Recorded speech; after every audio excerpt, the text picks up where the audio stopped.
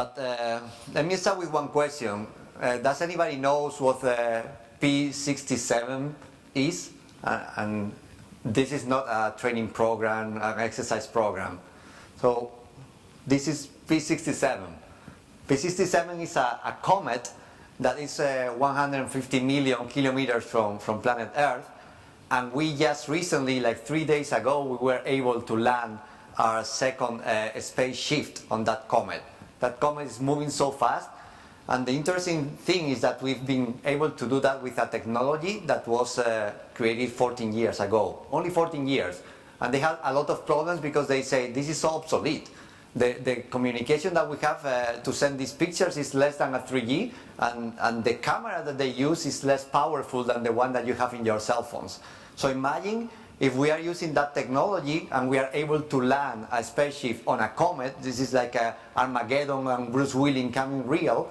So what can we do in our financial industry? So there are a lot of things that financial industry can benefit, and that's the reason that we've been seeing the creation of the fintech companies. And you know, probably the fintech companies is a massive investment, over 14 billion so far across the world, and only in the United States is 8,000 fintech companies that you can count today. Most likely you've seen similar slides everywhere, like, and we have a good introduction telling, is this a partnership, are we competing? Let's try to understand that. But we can apply a lot of this technology to all the parts and talk about disintermediation of banking and unbundling of bankings. But I think that most powerful is if we stop for a second and we watch a video. Okay, so that's a very compelling offer. That's a fintech company, that's not a bank. So my question is, what do you think that these child that has been using this kind of system, applications, and are educated into this are going to do when they grow up? Are they going to come and open a checking account? No. They're going to keep using this system. So I'm talking that this is what we really have to understand about the financial technology companies. They are offering something that is very appealing. They're educating, and the technology is very easy and very appealing and very nimble. So how does that affect us? Well, we can start looking backwards, and we know that in the last years, since 1960, the number of banks has dropped, talking about the United States, around 50%. So today we have 7,000 less banks. So this is really the impact that we cannot blame on crisis, that we cannot blame on regulation. This is a concentration of the sector that is being accelerated by the competition of financial technology companies. If we want to look forward, based on the information of Pricewaterhouse, there is a 20% of business at risk of losing from the financial industry to the fintech companies. And McKinsey goes even further, and it says that it's going to be something from 20 to 60% of possible loss of profit. So that's the challenge here. And you might be thinking, oh my God, what are we going to do then? So, SPAS, we have options. And let's talk about the options that we can do to deal with this problem that we have. So, basically there are 4 different systems, and 4 different that has been introduced in the market, and I'm seeing in different banks cooperating and collaborating with fintech. So the first one is we can decide to acquire fintech companies, startups, and integrating in their bank. And we have to discuss a lot what that integration means. We can also try the second options of building incubators and accelerators. That's what Visa is doing, what Santander is doing. They're teaching their own people how to create that innovation internally. Or we can partner and collaborate with these fintech companies. And I think that's a very good model. And part of the things that we need to understand is what do we need to do to partner with these fintech companies. The last one will be to create a digital bank. Let's forget about trying to integrate, let's forget about acquiring, let's just create a new digital bank. What's the problem? In the United States, they've only been granted 3 licenses in the last 10 years or more.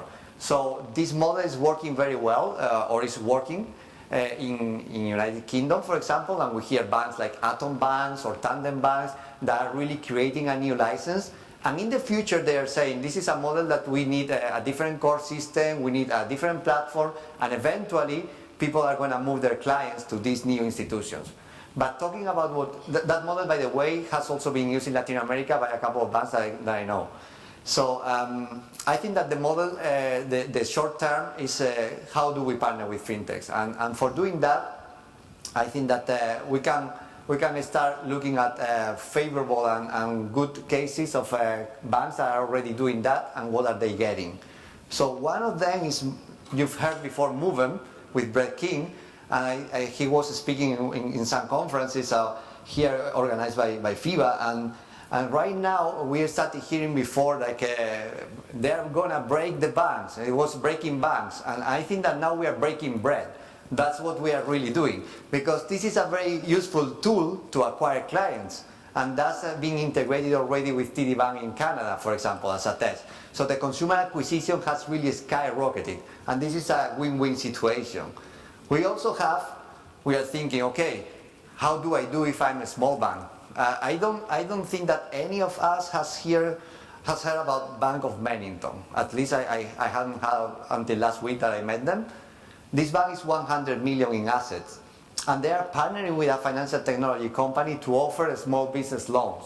Sometimes the loans, they don't fit under the underwriting criteria, and they are just transferring those loans to the partner, which is Foundation. So they are offering, such a small bank is offering a solution that is very actual, is at the top of the market, and they are very small. So it's not a matter of size, it's a matter of the willing to adapt to this trend. The last one that talking about the model of if I want to acquire a company can be with the acquisition of BBVA, has that model, and you've seen the acquisition of Simple. And then when we talk about the culture of the institutions and what do we need to do to partner with these fintech companies, what we're going to see is that the model is very, very interesting, because sometimes they are acquiring fintech companies. It doesn't mean that you really integrate them into your core system next day. Actually, the model here is let this fintech company keep doing what they are doing because they are very good at that, and let's not interfere with that. So actually, I think that the people of BBVA, they really have to ask for permission if they want to go and visit Simple, because they have the idea they don't want to contaminate with the bank mindset this fintech company. So that's how they are taking that. So what do we need to do to partner with these fintech companies? And I think here is when we start talking about the key issue here. It's like we don't understand well, at least many of us, what digital transformation is. We think that is more of the what we've been thinking, how I put digital, my signature or digital files, but the digital transformation is a lot deeper. We have to talk about client experience, and client experience is not only the front end. We obsessed to having an app that is very cool and very fast, but then we take like 2 or 3 weeks to respond to a client when they have a question. So user experience is like the top of the iceberg. There is a lot underneath that is as important as the front. For doing that and for being able to execute at that speed, we need to update our processes. And we cannot take 30 steps in opening an account. We have to be able to do that in 5 or 6 or 7, depending on the institution. So for doing that, we really need to re-engineer our processes. We also need to think about the products that we have. Some of them we're going to be able to upload in our digital channels. But we have to also think, am I really offering an added value with the products that I have?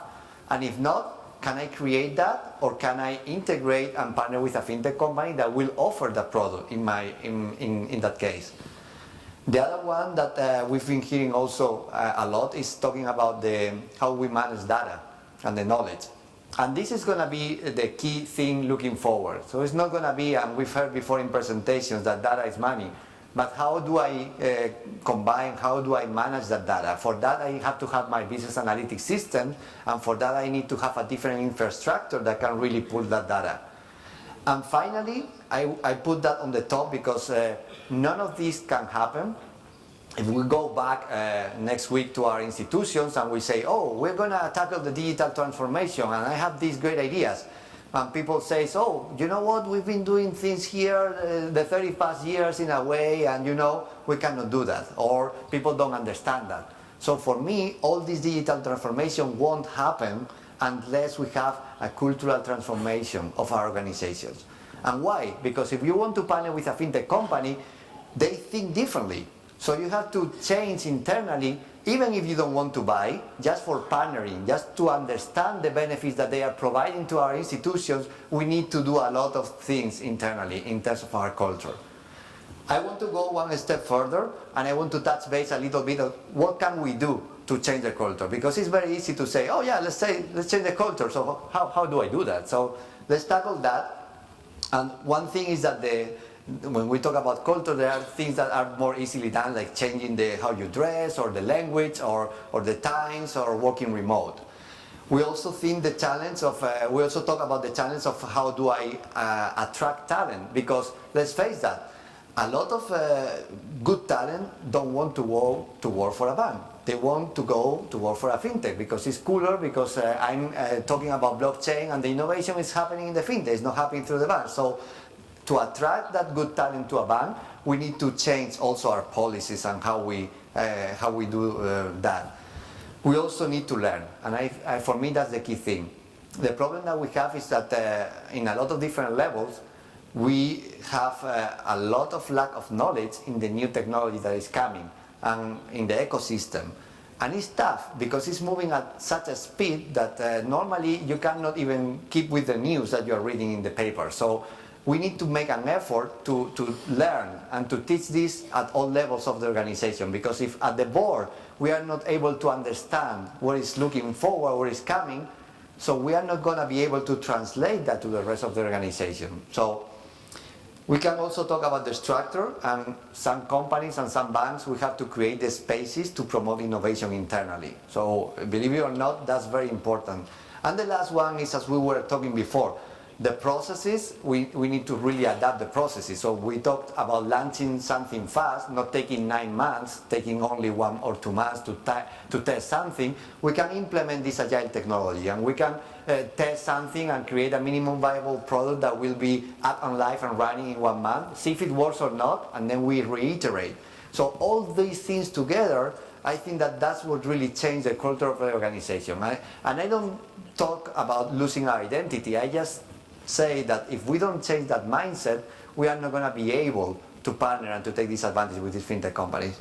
In closing, I think that we know that the clients have the technology available and they are looking for different solutions that are simple.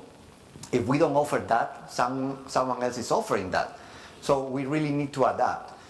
What we need to do for adapting that is doing a digital transformation of our organizations. And that's not just having an app. As I said, we can deep dive into all the different steps of what I mean by that digital transformation. But I do think that the opportunity is not in competing with the fintechs. The banks can benefit of that open innovation of the fintech companies and can take whatever is good for them. And I think that goes in both directions. It's not only the banks that we need the fintechs.